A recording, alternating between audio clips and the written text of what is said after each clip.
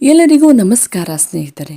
ಗುರುವಾರ ಸಂಜೆ ದೀಪ ಹಚ್ಚುವ ಮಹತ್ವ ಹಾಗೂ ರಾಯರ ಅನುಗ್ರಹವನ್ನು ಆಕರ್ಷಿಸುವ ಆಧ್ಯಾತ್ಮಿಕ ಸಂಪ್ರದಾಯದ ಬಗ್ಗೆ ತಿಳಿಯೋಣ. ಭಾರತೀಯ ಸಂಸ್ಕೃತಿಯಲ್ಲಿ ದೀಪವನ್ನು ಹಚ್ಚುವುದು ಅತ್ಯಂತ ಪವಿತ್ರವಾದ ಕಾರ್ಯಗಳಲ್ಲಿ ಒಂದು. ಬೆಳಕು ಮಾನವನ ಜೀವನದಲ್ಲಿ ಅಜ್ಞಾನವನ್ನು ದೂರ ಮಾಡಿ ಜ್ಞಾನ, ಶಾಂತಿ ಮತ್ತು ಧನಾತ್ಮಕತೆಯನ್ನು ತರಲು ಸಹಾಯಕವಾಗುತ್ತದೆ. ವಿಶೇಷವಾಗಿ ಗುರುವಾರದ ದಿನವು ಬೃಹಸ್ಪತಿ ದೇವರ ದಿನವಾಗಿದ್ದು ಜ್ಞಾನ, ಧರ್ಮ, ಐಶ್ವರ್ಯ ಮತ್ತು ಆಧ್ಯಾತ್ಮಿಕ ಶ್ರದ್ಧೆಯ ಸಂಕೇತವಾಗಿದೆ. ಈ ದಿನದ ಸಂಜೆ ಮನೆಗಳಲ್ಲಿ ನಿರ್ದಿಷ್ಟ ಸ್ಥಳಗಳಲ್ಲಿ ದೀಪ ಹಚ್ಚುವುದರಿಂದ ಲಕ್ಷ್ಮೀನಾರಾಯಣರ, ರಾಘವೇಂದ್ರ ಸ್ವಾಮಿಗಳ ಹಾಗೂ ಸಾಯಿಬಾಬಾರ ಕೃಪೆಯನ್ನು ಪಡೆಯಬಹುದು ಎಂದು ಶತ್ರುಗಳು ಸಹ ನಂಬಿರುವ ಸಂಪ್ರದಾಯ ಇದು. ಶತಮಾನಗಳಿಂದಲೂ ಹಿಂದೂ ಪರಂಪರೆಯಲ್ಲಿ ಬೆಳಗಿನ ಜಾವ ಮತ್ತು ಮುಸ್ಸಂಜೆಯ ವೇಳೆ ದೀಪವನ್ನು ಹಚ್ಚುವ ಪದ್ಧತಿಯನ್ನು ಅನುಸರಿಸಲಾಗುತ್ತದೆ. ಪ್ರತಿದಿನಕ್ಕೂ ಹಚ್ಚುವ ದೀಪದ ಮಹತ್ವ ವಿಭಿನ್ನವಾದರೂ ಗುರುವಾರದ ಸಂಜೆಯ ದೀಪವು ಅತ್ಯಂತ ಪುಣ್ಯಕರವೆಂದು ಧಾರ್ಮಿಕ ಗ್ರಂಥಗಳಲ್ಲಿ ಉಲ್ಲೇಖವಾಗಿದೆ. ದೀಪ ಹಚ್ಚುವ ಕ್ರಿಯೆಯು ಕೇವಲ ದೇವಾರಾಧನೆಯ ಸೂಚಕವಾಗುವುದಷ್ಟೇ ಅಲ್ಲ, ಅದು ಮನೆಯ ಶಕ್ತಿ ವಲಯವನ್ನು ಶುದ್ಧಗೊಳಿಸುವ, ಧನಾತ್ಮಕ ಶಕ್ತಿಯನ್ನು ಆಕರ್ಷಿಸುವ ಮತ್ತು ಮನೆಯಲ್ಲಿ ಐಶ್ವರ್ಯವನ್ನು ಪ್ರವೇಶಿಸಲು ಮಾರ್ಗವಾಗುವ ಒಂದು ಆಧ್ಯಾತ್ಮಿಕ ಪ್ರಕ್ರಿಯೆಯಾಗಿ ಪರಿಗಣಿತವಾಗಿದೆ. ಗುರುವಾರದ ದಿನದಂದು ದೀಪ ಹಚ್ಚಬೇಕಾದ ಮೊದಲ ಪವಿತ್ರ ಸ್ಥಳವೆಂದರೆ ಮನೆಯ ಮುಖ್ಯ ದ್ವಾರ. ಮನೆಯ ದ್ವಾರವು ಗೃಹಲಕ್ಷ್ಮಿಯ ಪ್ರವೇಶ ದ್ವಾರವಾಗಿರುವುದರಿಂದ ಇಲ್ಲಿ ದೀಪ ಹಚ್ಚುವುದರಿಂದ ಧನ, ಸಂತೋಷ ಮತ್ತು ಶುಭ ಶಕ್ತಿಗಳು ಮನೆಗೆ ಪ್ರವೇಶಿಸುತ್ತದೆ. ಮುಸ್ಸಂಜೆ ವೇಳೆಯಲ್ಲಿ ದೀಪ ಹಚ್ಚುವಾಗ ಆರತಿಯನ್ನು ಸಲ್ಲಿಸುವುದು ಪವಿತ್ರವೆಂದು ಹೇಳಲಾಗುತ್ತದೆ. ಈ ಬೆಳಕು ಮನೆಯೊಳಗೆ ಅಂಧಕಾರವನ್ನು ನಿವಾರಣೆ ಮಾಡಿ ಲಕ್ಷ್ಮೀದೇವಿಯ ಅನುಗ್ರಹಕ್ಕೆ ಆಹ್ವಾನವನ್ನು ನೀಡುತ್ತದೆ. ಇದೇ ರೀತಿ ತುಳಸಿ ಗಿಡದ ಬಳಿ ದೀಪ ಹಚ್ಚುವುದು ವಿಷ್ಣು ದೇವರಿಗೆ ಅತ್ಯಂತ ಪ್ರಿಯವಾದ ಸೇವೆ.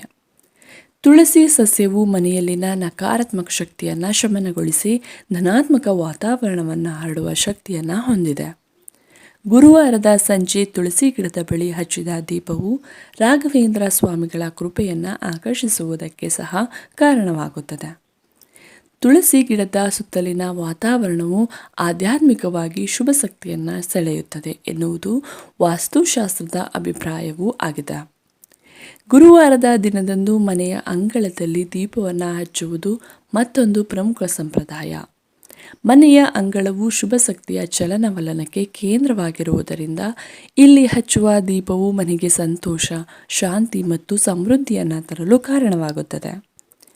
ದೇವತೆಗಳ ಸಂಚಾರದ ಸಮಯದಲ್ಲಿ ಈ ಬೆಳಕು ಅವರಿಗೆ ದಾರಿದೀಪದಂತೆ ಕಾರ್ಯನಿರ್ವಹಿಸುತ್ತದೆ ಎಂದು ಧಾರ್ಮಿಕ ನಂಬಿಕೆಗಳಿವೆ. ಈ ದೀಪವು ಮನೆಯಿಂದ ನಕಾರಾತ್ಮಕ ಶಕ್ತಿಯನ್ನು ತಳ್ಳಿಹಾಕಿ ಧನಾತ್ಮಕತೆಯನ್ನು ತುಂಬುತ್ತದೆ. ಮನೆಯ ಈಶಾನ್ಯ ದಿಕ್ಕಿನಲ್ಲಿ ದೀಪ ಹಚ್ಚುವುದು ಜ್ಞಾನ ಮತ್ತು ಪರಿಶುದ್ಧತೆಯ ಸಂಕೇತವಾಗಿದೆ. ಈ ದಿಕ್ಕು ದೇವಶಕ್ತಿಯ ಪ್ರವೇಶ ದ್ವಾರವೆಂದು ಪರಿಗಣಿತವಾಗಿರುವುದರಿಂದ ಇಲ್ಲಿ ಹಚ್ಚುವ ದೀಪವು ಬುದ್ಧಿವಂತಿಕೆ, ಜ್ಞಾನ, ಆಧ್ಯಾತ್ಮಿಕ ಶಾಂತಿ ಮತ್ತು ಮನೆ ಸದಸ್ಯರ ಒಳಗಿನ ಬೆಳವಣಿಗೆಗೆ ಕಾರಣವಾಗುತ್ತದೆ. ರಾಘವೇಂದ್ರ ಸ್ವಾಮಿ ಮತ್ತು ಗುರುದೇವತೆಗಳ ಕೃಪಾಶೀರ್ವಾದದಿಂದ ಈ ದಿಕ್ಕಿನಲ್ಲಿ ದೀಪ ಹಚ್ಚಿದಾಗ ಇನ್ನಷ್ಟು ಪರಿಣಾಮಕಾರಿಯಾಗುತ್ತದೆ. ಕೊನೆಯದಾಗಿ ಗುರುವಾರದ ದಿನದಂದು ಲಕ್ಷ್ಮೀನಾರಾಯಣರು, ಸಾಯಿಬಾಬಾ ಅಥವಾ ರಾಘವೇಂದ್ರ ಸ್ವಾಮಿಗಳ ವಿಗ್ರಹ ಅಥವಾ ಫೋಟೋ ಮುಂದೆ ದೀಪವನ್ನು ಹಚ್ಚುವುದು ಅತ್ಯಂತ ಪುಣ್ಯಕರ.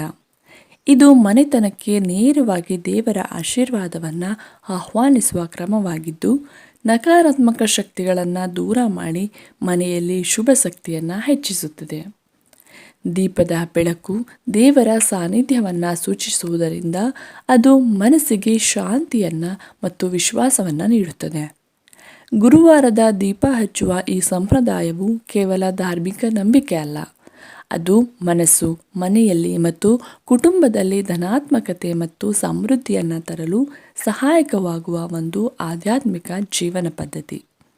ನಿಯಮಿತವಾಗಿ ಈ ವಿಧಾನವನ್ನು ಅನುಸರಿಸುವವರು ತಮ್ಮ ಜೀವನದಲ್ಲಿ ಶಾಂತಿ, ಸುಧಾರಣೆ, ಹಣಕಾಸಿನ ಸ್ಥಿರತೆ ಮತ್ತು ಆಧ್ಯಾತ್ಮಿಕ ಬೆಳವಣಿಗೆಯನ್ನು ಕಂಡಿದ್ದಾರೆ ಎಂದು ಅನೇಕರು ಹೇಳಿಕೊಳ್ಳುತ್ತಾರೆ.